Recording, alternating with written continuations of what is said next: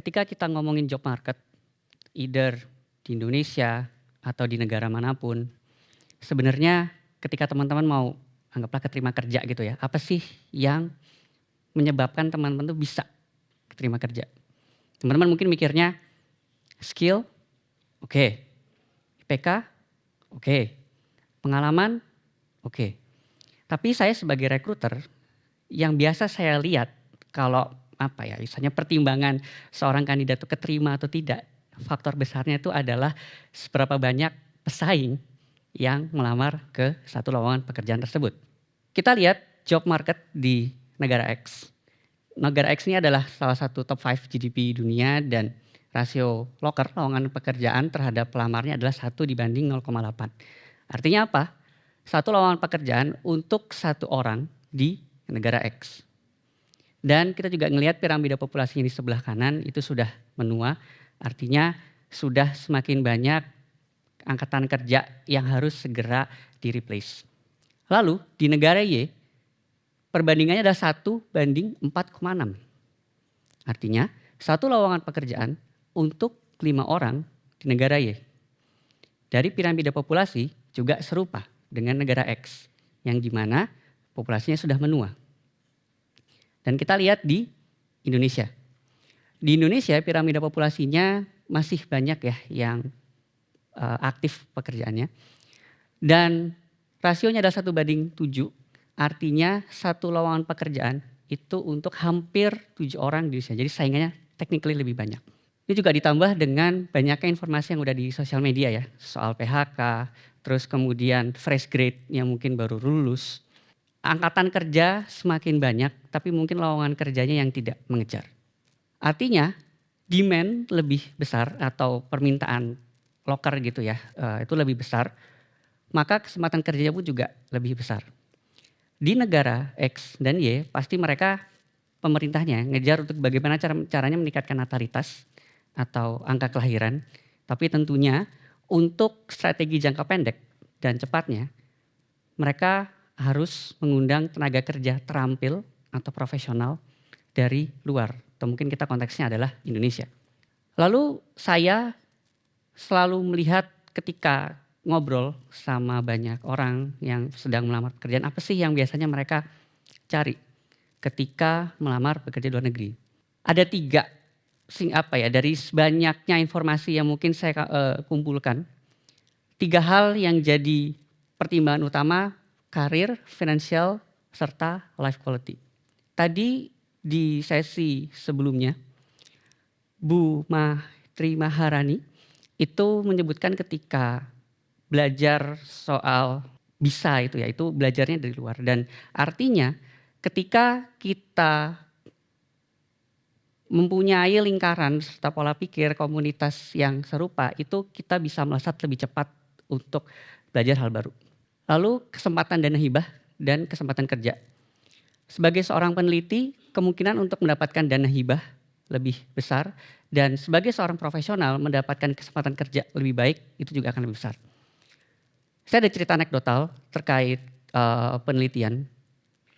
Jadi kalau kita lihat di negara X dan Y, itu tuh ada kayak 5 kampus ya, 5 kampus di negara X dan Y itu tuh masuk di top 100 QS Universities.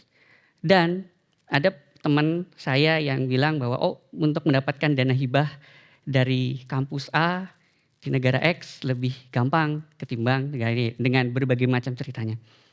Dan untuk sebagai profesional, saya pribadi seorang rekruter juga, hal yang biasanya paling gampang gitu ya yang dilihat adalah dari kamu sekarang kerja di mana. Itu paling gampang gitu. Jadi ketika teman-teman mendapatkan exposure dari perusahaan yang multinasional, internasional, itu akan lebih mudah ketika pindah atau mendapatkan tempat kerja yang lebih baik. Lalu jaminan kerja ketika di layoff.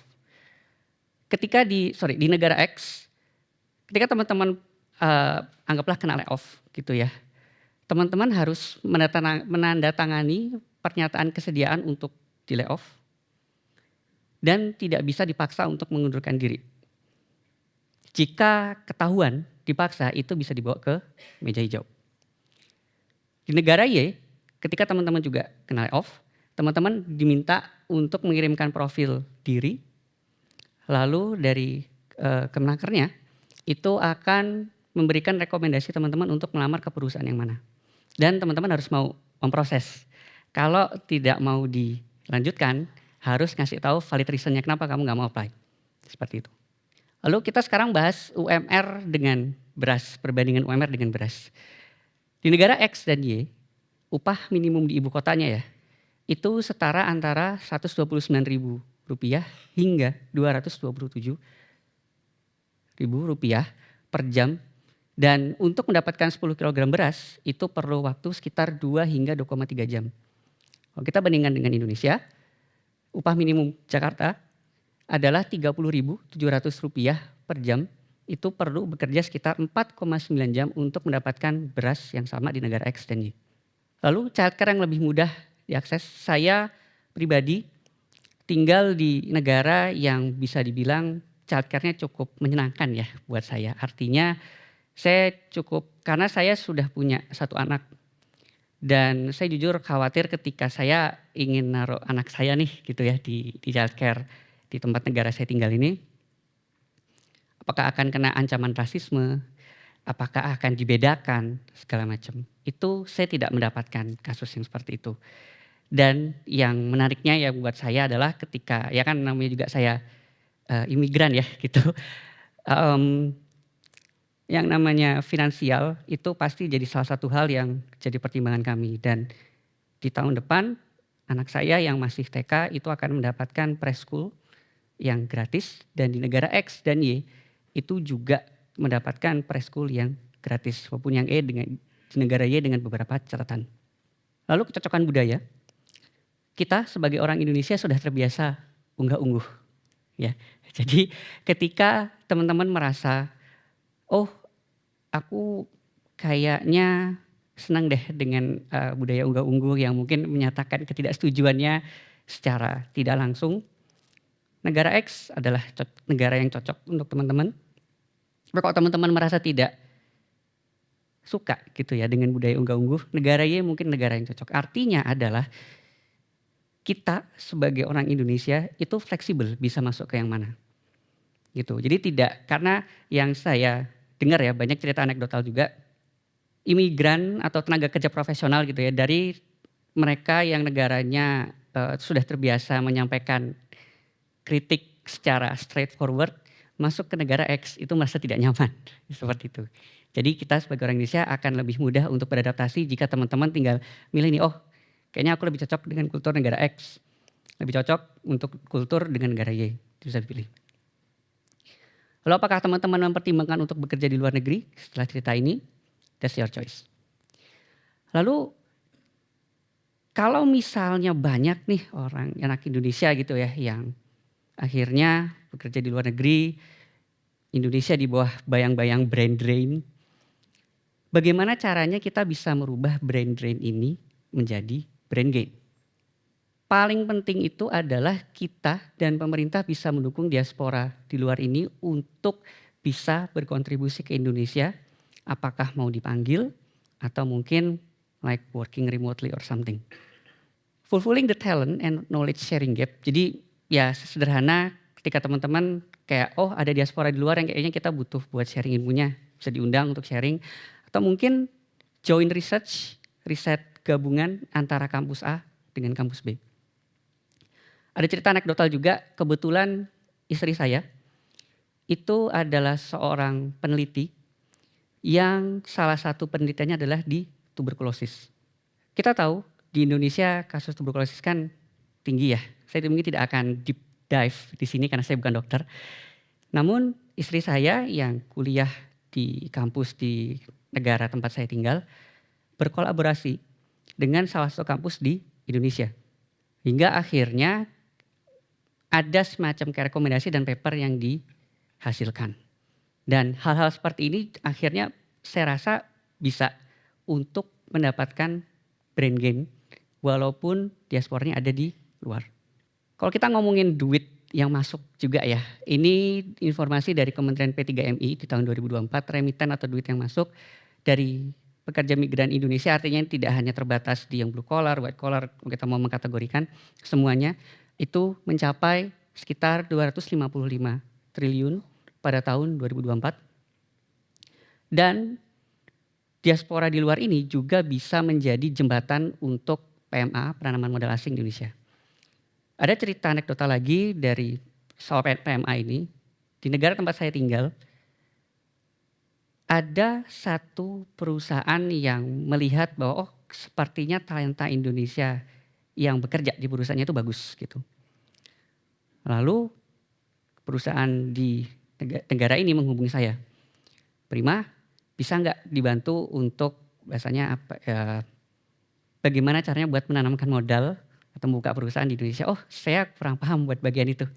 Saya akan arahkan Bapak ke pihak yang kira-kira bisa membantu Bapak. Gitu. Jadi adanya diaspora di luar itu bisa membantu kayak akhirnya bisa memberikan gambaran ya bahwa ternyata kita itu negara yang bisa dibilang harusnya bisa banyak mendatangkan diaspora dari Indonesia keluar gitu. Ini contoh program repatriasi dari berbagai negara. Artinya program repatriasi ini adalah ketika negara tersebut butuh talent dari luar atau diaspora dari negara untuk balik, itu harus punya program khususnya. Cina punya Thousand Talent Plans dan di Filipina punya balik scientist program dan fokusnya berbeda-beda. Dan Indonesia juga bisa seperti itu. In conclusion, kita butuh rencana pengembangan jangka panjang dari pemerintah yang sebenarnya saya ngelihat kayaknya sudah ke arah sana ya. Kita banyak yang bisa dibilang fokus ke hilirisasi lately. Nah, dan yang saya dengar juga, correct me if I'm wrong, LPDP lately fokusnya ke STEM, mungkin akan bisa diarahin ke material science seperti itu. Jadi harusnya kita sudah ada di track yang benar. Lalu meningkatkan kolaborasi dengan diaspora di luar, seperti yang sudah saya ceritakan, soal kolaborasi antar joint research tersebut. Kemudian mendukung perkembangan karir dan lingkungan diaspora ketika emang mereka mau balik ke Indonesia. Dan tentunya last but not least, well compensation benefits. Sebagai penutup, janganlah kita ya mungkin melihat bahwa banyak nih diaspora kita yang akhirnya keluar. Lalu mungkin gak balik lagi gitu.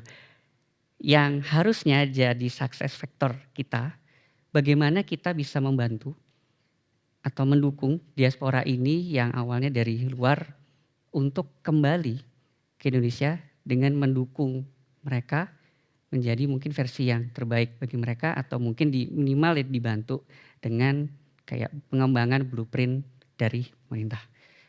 Saya Prima, terima kasih banyak.